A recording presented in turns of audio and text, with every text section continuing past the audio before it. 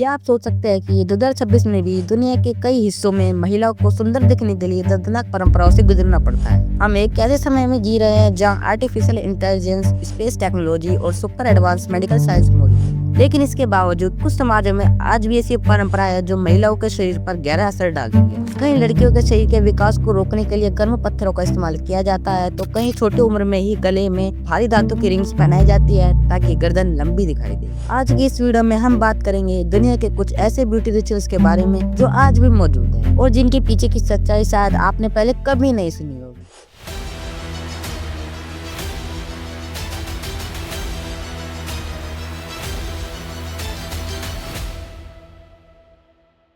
सबसे पहले बात करते हैं एक बेहद चौंकाने वाली प्रथा की जिसे ब्रेस्ट आयरनिंग कहा जाता है। यह प्रथा अफ्रीका के कुछ हिस्सों में देखने को मिलती है जहाँ किशोर उम्र की लड़कियों के सीने को गर्म पत्थरों, लकड़ी या गर्म उपकरणों से दबाया जाता है। ऐसा इसलिए किया जाता है ताकि लड़कियों का शारीरिक विकास धीमा हो जाए और वे कम आकर्षक दिखाई दे। कई परिवारों का मानना होता है कि इससे उनकी बेटियों को यौन शोषण या जल्दी शादी से बचाया जा सकता है, लेकिन असलियत यह है कि इस प्रक्रिया से लड़कियों को बहुत गंभीर दर्द, स्थायी शारीरिक नुकसान और मानसिक आघात का सामना करना पड़ता है। दुनिया भर की कई मानवाधिकार संस्थाएं इस प्रथा को खतरनाक और अमानवीय मानती है। अब बात करते हैं एक ऐसी परंपरा की जो देखने में अलग जरूर लगती है, लेकिन इसके पीछे एक लंबी कहानी छिपी है। थाईलैंड और म्यांमार की कान जनजाति में महिलाओं को बचपन से ही पीतल की रिंग्स पहनाई जाती है। समय के साथ इन रिंग्स की संख्या बढ़ती जाती है और ऐसा लगता है जैसे उनकी गर्दन बहुत लंबी हो गई है। असल में होता यह है कि इन रिंग से लगातार दबाव की वजह से कंधे नीचे की तरफ झुक जाते हैं और गर्दन लंबी दिखाई देने लगती है। उनके समुदाय में इसे सुंदरता, पहचान और परंपरा का प्रतीक माना जाता है, लेकिन कई महिलाओं के लिए यह भारी वजन, असुविधा